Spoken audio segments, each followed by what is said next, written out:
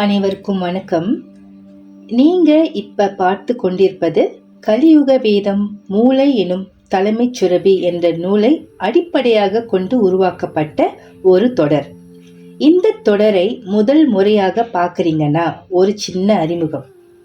இந்த புத்தகம் ஞானாலயத்தின் வெளியீடு, முருகப்பெருமானின் அருளால் வெளிப்படுத்தப்பட்ட நூல் என்று கூறப்படுகிறது.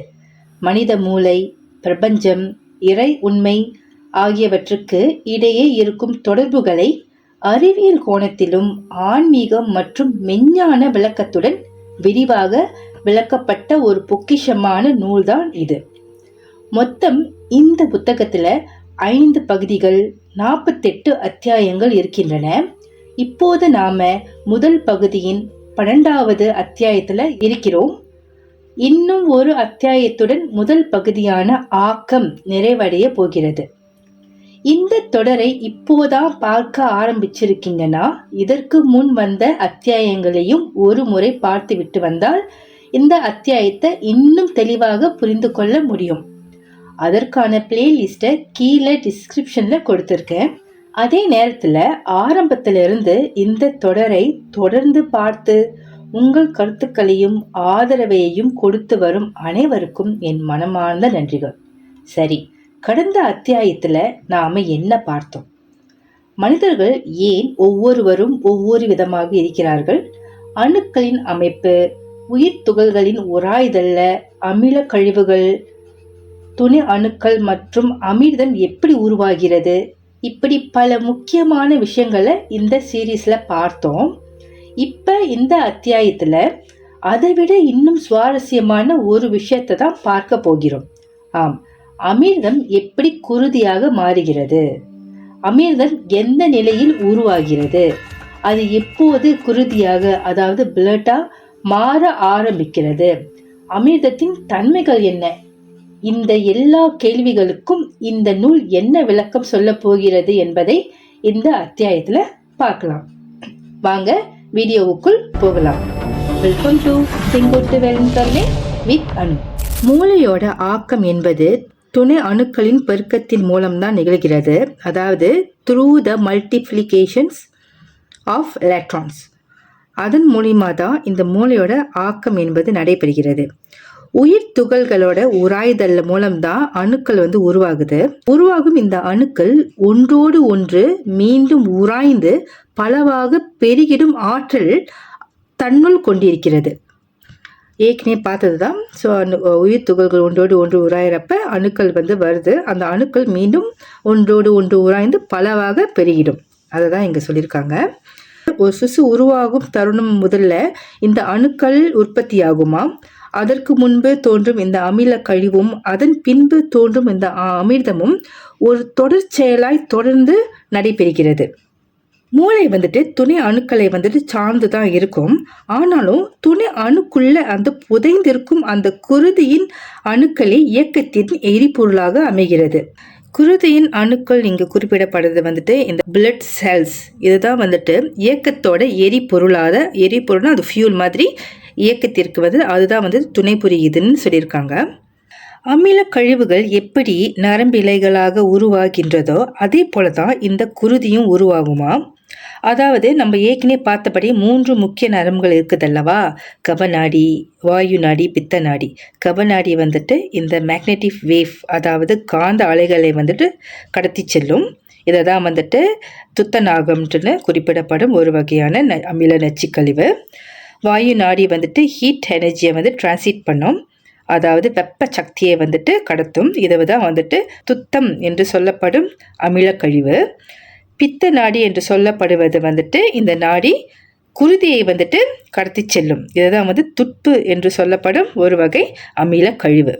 இப்படி இந்த நரம்பிழைகள் அமில கழிவுகளால் உருவாகப்பட்டதோ அதே போலதான் நம்மளோட குருதியும் அதாவது பிளட் அமிர்தம் என்ற ஆற்றலால் உருவாகுதான். இயக்கம் உருவாகிறதுக்கு மெயின் ரீசனே ஒரு முக்கிய காரணமே அமிர்தம் என்ற ஆற்றல் கொடுக்கும் அந்த எரிபொருள், அதாவது அந்த ஃபியூல். அதுதான் ஒரு இயக்கத்திற்கு காரணமாக அமைகிறது. உயிர் துகள்கள் இரண்டும் உராய்ந்து உருவாகும் இந்த 3 ஆற்றல்கள், அதாவது முதல்ல அமில கழிவுகள் வெளியாகுதல்லவா, பிறகு அணுக்கள் உற்பத்தி செய்யும், இறுதியாக அமிர்தம் எனும் அமிலம் தான் வருகிறது. இந்த 3ம் இணைந்த பிறகுதான் சிசுவானது கருவறையை சென்று அடையறதுக்கு வழிவகுக்குது. அதுக்கப்புறம் தான் நம்மளோட விழிகள், செவிகள், நாசிகள் உருவாகின்றன. கருவறையை அடைந்து அணுக்களை பெருக்கிடும் இந்த உயிர் துகள்கள் அதனுடைய முதன்மையான இந்த அமிர்த ஆற்றலை கொண்டுதான் இந்த செல்கள், அதாவது குருதியை உருவாக்கும் உற்பத்தி பண்ணும் அந்த செல்கள் உருவாக்கப்படுது. இந்த செல்கள் தான் இந்த குருதியை உற்பத்தி செய்யும் ஆற்றல் கொண்டிருக்குமாம். முதல்ல வெளியாகும் இந்த அமில கழிவு அடர் நீலம் வண்ணம் கொண்டது. துத்தநாகம் என்று சொல்லப்படும் அமில கழிவு. இதோட சுவை உப்பின் கரிப்புத்தன்மை கொண்டது. இந்த துத்தநாகம் எனப்படும் இந்த நரம்பு மேக்னெட்டிக் எனர்ஜி, அதாவது காந்த அலைகளை கடத்தும் நரம்பிலைகளாக உருவாகும். பின்னர் வெளித்தோன்றும் இந்த அமிர்தம் எனும் அமிலம் இனிப்பு சுவை கொண்டது. தூய வெண்மை நிறம், அதாவது பியோர் ஒயிட் கலர். அதோட சுவை ஸ்வீட் டேஸ்ட். இது மேக்னெட்டிக் எனர்ஜி, அதாவது காந்த ஆற்றலை கொண்ட அமிர்தம்.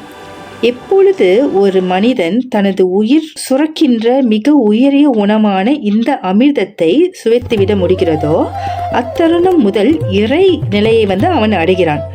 அவனை தெய்வமாகவும் போற்றப்படுகின்றான். அமிர்தம் சுவைத்தவர்கள் தான் தெய்வ நிலைகளை அடைந்தவர்கள்.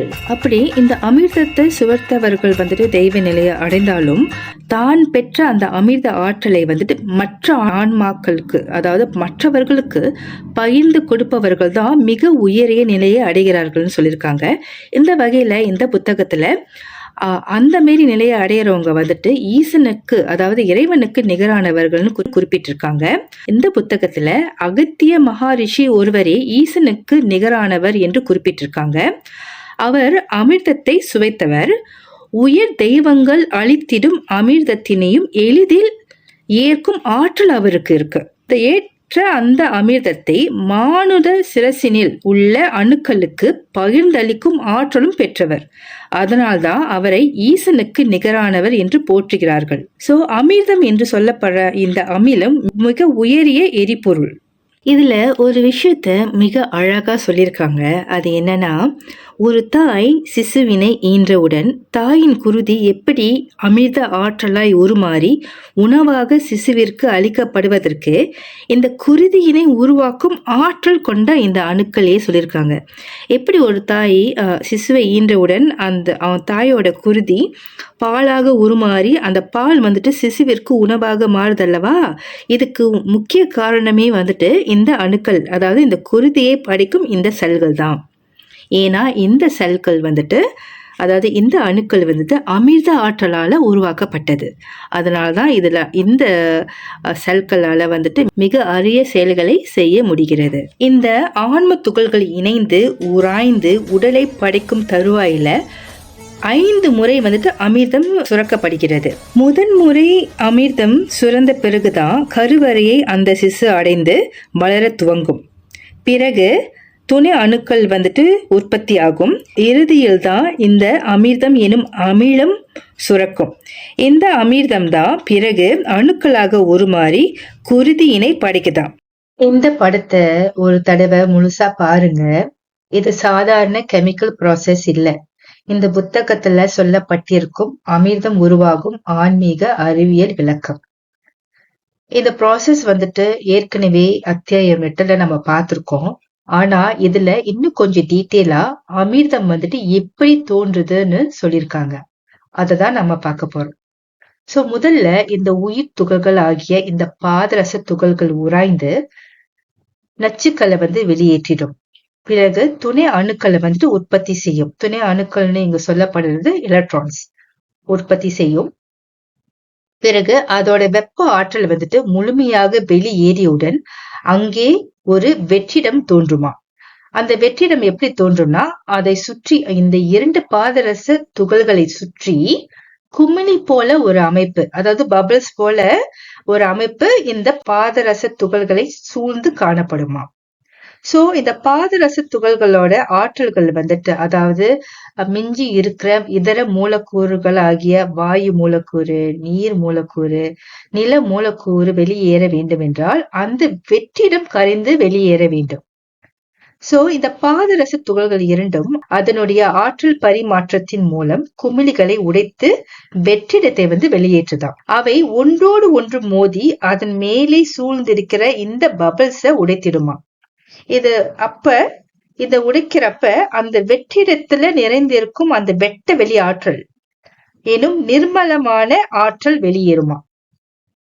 இததான் அமிர்தம் என்று சொல்லப்படும் ஒரு வகையான அமிலம். அப்படிதான் ஒவ்வொரு ஸ்டேஜ்லயும் இந்த அமிர்தம் உருவாகுது. மீண்டும் இந்த உயிர் துகள்கள் ஒன்றோடு ஒன்று உராய்ந்து அமில நச்சுக்கழிவுகளை வெளியேற்றி பிறகு துணை அணுக்களை உற்பத்தி செய்து வாயு வெற்றிடம் அங்கு தோன்றுமா.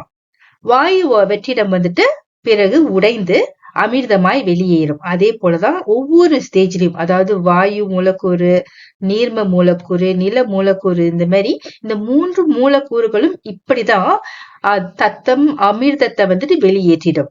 நீங்க இந்த இமேஜ்ல பார்க்கலாம். அதாவது வாயு வெற்றிடம் தோன்றி அது 2 பாதரச துகள்களோட ஆற்றல் பரிமாற்றத்தின் மூலம் உடைக்கப்பட்டு அமிர்தமாக உருமாறுகிறது. அதே போல நீர், அதே போலதான் நிலம். இவ்விதமே 3 வகை வெற்றிடங்களிலிருந்து அமிர்தம் எனும் அமிலம் உற்பத்தியாகிறது. அடுத்து நாம இந்த அமிர்தத்தோட தன்மைகளை பத்தி தான் நம்ம பார்க்க போறோம். எப்படி இந்த நச்சு கழிவுகள் உப்பு தன்மை கொண்டதோ, அதாவது கரிப்பு தன்மை கொண்டதோ, இந்த அமிர்தம் என்பது இனிப்பு சுவையை கொண்டுதான். இனிப்பு சுவையை கொண்ட இந்த அமிர்தம் தான் பிறகு செல்களாக உருமாறி அது குருதியை படைக்குது. அதாவது அந்த அமிர்தத்துல காற்றோ அல்லது அதுக்குள்ள நீர் தன்மையோ எதுவுமே இல்லாம இருக்கிறது தான் இந்த அமிர்தமா. இருந்தாலும் இந்த வாயு நீர்ம நிலை இல்லாட்டி போனாலும் அதுக்குள்ள அந்த அமிர்தத்துக்குள்ள வெட்டவெளி என்ற வெற்று நிலை அதுக்கு இருக்காம். அதனாலதான் இந்த அமிலத்தை அமிர்தம் என்று சொல்லப்படுறதுக்கு இதுதான் மெயின் ரீசன். அமிர்தம் வெளியாவது அல்லவா. இந்த அமிர்தத்தோட வண்ணம் பியோர் ஒயிட், அதாவது வெண்மை நிறம். இது விழிகளுக்கு புலப்படாது, கண்களால பார்க்க முடியாது. இதற்கு அற்புதமான மனம் உள்ளதாம். அதாவது அந்த மனம் அந்த வாசனை இந்த பூமியில எந்த பொருளிலையும் நம்மளால காண முடியாத, உணர முடியாத அப்படிப்பட்ட ஒரு மனம், வாசனை. அப்புறம் இந்த அமிர்தம் இனிப்பு சுவை கொண்டது. இந்த இனிப்பு சுவை கூட மனிதர்கள் சுவைத்திடாத இனிப்பு சுவை. அதே போலதான் இந்த அமிர்தத்துக்கு நிர்மல தன்மை உள்ளதுன்னு சொல்லியிருக்காங்க. எப்படின்னா இந்த அமிர்தம் வெற்றிடத்துல இருந்து தானே உருவானது. இந்த வெற்றிடம் என்பது ஒன்றுமற்ற தன்மை. அதனாலதான் இதற்கு நிர்மல தன்மை கொண்டதுன்னு சொல்லியிருக்காங்க. சோ வெட்ட வெளியில உருவான இந்த காந்த ஆற்றல் தான் அமிர்தமாக உருமாறுது. பிறகு இந்த அமிர்தம் அணுக்களாக உருமாறுது, அதாவது செல்களாக உருமாறுது. இந்த செல்கள் தான் பிறகு குருதியாக மாறுகிறது. அப்புறம் அமிர்தம் அணுக்களாகி அணுக்கள் தான் குருதியாக மாறுது. இத இந்த அமிர்தத்தை நம்ம பார்க்கணும்னா நம்மளால பார்க்க முடியாது. ஆனா இத நம்மளால உணர முடியும். இந்த அமிர்த தன்மையை நம்மளால உணர்வினால் மட்டும்தான் உணர முடியும்னு சொல்லியிருக்காங்க. அதனால்தான் இந்த குருதி, அதாவது இந்த பிளட்ல எரிபொருளா மாறி ஆற்றல்களை நம்மளுக்கு கொடுக்குது. எனர்ஜியஸ் கொடுக்குறது, மினரல்ஸ் நம்மளுக்கு கொடுக்குறது இயக்கத்திற்காக. சோ குருதியோட நிறம் வெண்மை நிறம், பியோர் ஒயிட். அதுக்கு காரணம் என்னன்னா இது நிர்மல நிர்மல தன்மையில உருவானது. அதாவது ஒன்றுமற்ற தன்மையில உருவானதுனாலதான் இதோட வண்ணம் வெண்மை நிறம். முதல்ல உருவாவது இந்த வெண்குருதி தான். அதாவது வெள்ளை நிறம் கொண்ட இந்த குருதி. சோ இந்த முதல்ல உருவாகும் இந்த வெண்குருதி இருக்கு அல்லவா, இது வெப்ப மூலக்கூறுனால உருவானனால இதோட டெம்பரேச்சர், அதாவது அதோட கொதி நிலை அதிகமாக இருக்கும். அது டெம்பரேச்சர் ரொம்ப ஹையா இருக்கும்.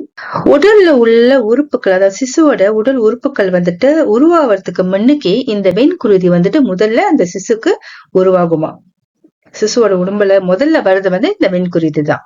பிறகு வெண்குருதி வந்த பிறகு மீண்டும் இந்த உயிர் துகள்கள் இரண்டும் உராய்ந்து வாயு வெற்றிடம் தோன்றி, இந்த வாயு வெற்றிடத்துல உள்ள இந்த வெற்றிடத்திலிருந்து வர அந்த அமிர்தங்கள் மறுபடியும் இந்த ஏற்கனவே வந்த இந்த வெண்குருதியில வந்து சேரும். அதே போலதான் இந்த நீர் வெற்றிடம் அந்த பபிள்ஸ் உடைந்து அது உள்ள அதோட அமிலம் அமிர்தமாய் மறுபடியும் இந்த வெண்குருதியில வந்து கலப்புறோம். அதே போலதான் நில வெற்றிடத்திலிருந்து வருகின்ற இந்த அமிலம் என்ற அமிர்தம் மீண்டும் இந்த வெண்குருதியில வந்து கலப்புறோம். சோ இந்த வெண்குருதியில இந்த 3 வகையான அமிலங்கள் சேர்றப்ப இதெல்லாம் கலப்பு கொண்டு அதுக்குள்ள உட்புகுந்து அவை பிறகு வெள்ளை அணுக்கள், அப்புறம் வந்துட்டு சிவப்பு அணுக்கள், அப்புறம் பாதுகாப்பு அரணாக உருவாகும் இன்னொரு அணுக்களும் வந்துட்டு உருவாகுமா. அந்த 3 வகையான அணுக்கள் வந்துட்டு இந்த கலப்புலதான் இது உருவாகுது. சோ இப்ப உங்களுக்கு புரிஞ்சிருக்கும் எப்படின்னா உயிர் துகள்கள் இரண்டும், அதாவது சோல் பார்ட்டிகள் இரண்டும் உராய்ந்து அமில நச்சு கழிவுகள் முதல்ல வெளியேறி பிறகு துணை அணுக்கள் வந்துட்டு வெளியாகும். இறுதியாக அமிர்தம் எனும் அமிலம் உருவாகி அணுக்களை வந்து படைக்குது, அதாவது செல்ஸ வந்துட்டு உருவாக்குது. இதுல இருந்து உருவாவது வெண்குருதி, செங்குருதி, பிறகு இந்த பாதுகாப்பு அரணாக இருக்கும் ஒரு வகையான செல்ஸ், அதாவது red cells, white cells and also the protective cells வந்துட்டு படிக்குது. இதுதான் பிறகு வந்துட்டு குருதியாக உருமாறுது. இதுல இன்னொரு முக்கியமான ஒரு விஷயமும் இருக்கு. இந்த இப்படி உருவாகும் இந்த குருதி தான் 60 வகையான கனிம ஆற்றல்களை வந்துட்டு சூரியனிடம் இருந்து ஈர்த்து பெறுகிறதுன்னு சொல்லியிருக்காங்க.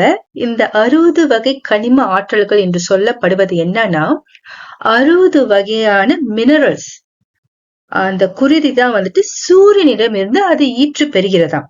அதாவது 30 வகையான காந்த ஆற்றலை கொண்ட கனிம ஆற்றல்களை வந்துட்டு இந்த வெள்ளை குருதி அணுக்கள் தான் வந்துட்டு ஈற்று பெறுகிறது. அதாவது வெண்குருதி தான் இந்த 30 வகையான காந்த ஆற்றல்களை சார்ந்த கனிம வளங்கள் மினரல்ஸ வந்துட்டு ஈர்த்து பெறுகிறது. அதே போல இந்த சிவப்பு குருதி அணுக்கள் இருக்குது அல்லவா, இவை 30 வகையான வெப்ப ஆற்றல்களை கொண்ட மினரல்ஸ வந்துட்டு ஈர்த்து பெறுகிறதா. இந்த சக்தி தான், இந்த 60 வகையான கனிம ஆற்றல்கள் தான் உடல் முழுவதும் வந்துட்டு எரிபொருளாய் நம்ம உடல்ல போய் நம்மளோட இயக்கத்துக்கு வந்துட்டு துணை புரிகிறது. இதுல ஒரு முக்கியமான விஷயத்த வந்து நம்ம நோட் பண்ணணும். என்னன்னா நம்மளோட மூளையோட படைப்பாற்றல் வந்துட்டு அதோட இன்டெலிஜென்ஸ் வந்துட்டு பேஸ் ஆன் த பிளட், நம்ம உடம்புல இருக்கிற அந்த குருதியின் தன்மையை வைத்துதான் நம்மளுடைய இன்டெலிஜென்ஸ் வந்துட்டு இருக்காம். அதாவது மூளையோட படைப்பாற்றல் வந்துட்டு இருக்காம்.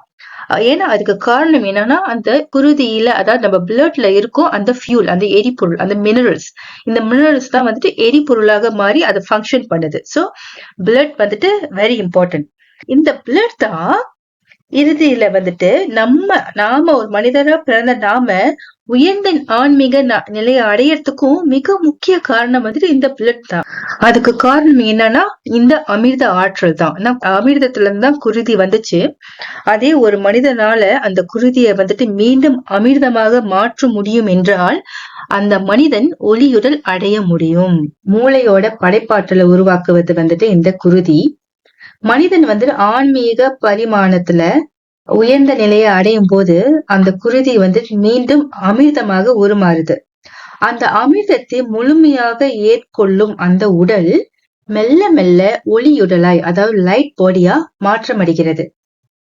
இந்த கருத்து வந்துட்டு இந்த தமிழ் சித்தர் மரபில் ஒளி தேகம்னு சொல்லுவாங்க. அந்த வகையில அருட்பெருஞ்சோதி வள்ளலார் அவர்கள் தான் ஒரு மிக பெரிய உதாரணமாக கருதப்படுகிறாரு. ஏன்னா சன்மார்க்க வழியில அன்பு, கருணை, உயிர் இரக்கம், தர்மத்தின் வழி வாழ்க்கை, இறை அருள் ஆகியவற்றின் மூலம் உடலையே ஒளியாக மாற்றக்கூடிய நிலை வந்துட்டு இருக்கு. அவரோட வரலாறு படி நம்ம பார்த்தோமா, வள்ளலார் அவர்கள் வந்துட்டு 1874 ஆண்டு மேட்டுக்குப்பத்தில் அவர் தங்கியிருந்த ஒரு அறைக்குள் சென்ற பிறகு அதுக்கப்புறம் அவரை காண முடியலன்ட்டு அவரோட சீடர்கள் எல்லாம் பதிவு செஞ்சிருக்காங்க. இதனால்தான் பல பக்தர்கள் வந்துட்டு அவரை ஒளியுடல், அதாவது லைட் பாடி அல்லது ஞான தேகம் பெற்றார் என்று நம்புறாங்க. இந்த நூல் என்ன சொல்லியிருக்காங்க, குருதி மீண்டும் அமிர்தமாய் மாறினால் அந்த அமிர்தத்தை ஏற்றுக்கொள்ளும் அந்த உடல் வந்துட்டு ஒளி தேகமாக மாறுகிறது. அப்படி பாக்குறப்ப வள்ளலாரோட வரலாறு இதற்கு ஒரு மிகப்பெரிய சான்று. சோ வள்ளலார் சொன்ன அந்த ஒளி தேகம் அது உண்மைதான். ஏன்னா குருதி மீண்டும் அமிர்தமாக மாற்றும் தன்மை கொண்டுள்ளது உயர்ந்த ஆன்மீக நிலையை அடையும் போது. சூரிய ஒளிக்கு நிகராகத்தான் இந்த குருதியானது உருவாக்கப்படுகிறது. உயிர் துகள்கள் இரண்டும் உராய்தல் மூலம்தான் இந்த ஆக்கம், அதாவது உருவாக்கம் என்பது நிகழ்கிறது. நாம மூளையின் உருவாக்கம் குறித்து தான் இன்னமும் பார்த்துக்கிட்டு இருக்கோம். அதோட செயல்பாடுகளை குறித்து நம்ம அறியும் போதுதான் இன்னும் அற்புதமான ஞானம் நமக்கு கிடைக்கும். அமிர்தம் குருதியாக மாறுவது உயிரின் தொடக்கம். குருதி மீண்டும் அமிர்தமாக மாறுவது மனிதனின் தெய்வீக பரிமாணத்தின் உச்சம். அந்த உயர்ந்த நிலையை நோக்கி நாம் அனைவரும் பயணிப்போம். இந்த ஆன்ம பயணத்தில் என்னுடன் இணைந்திருக்கும் உங்கள் அனைவருக்கும் என் நன்றி. கலியுக வேதத்தின் அடுத்த அத்தியாயத்துல மேலும் ஒரு மறைந்திருக்கும் உண்மையுடன் மீண்டும் சந்திப்போம். நன்றி, வணக்கம்.